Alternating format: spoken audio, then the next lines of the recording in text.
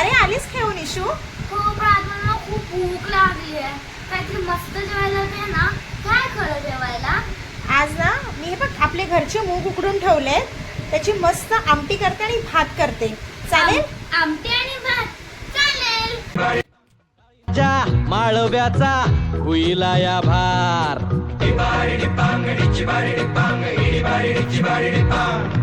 काळी माती निळ पाणी हिरव शिवार, ताजा ताजा माळव्याचा हुईला या भार.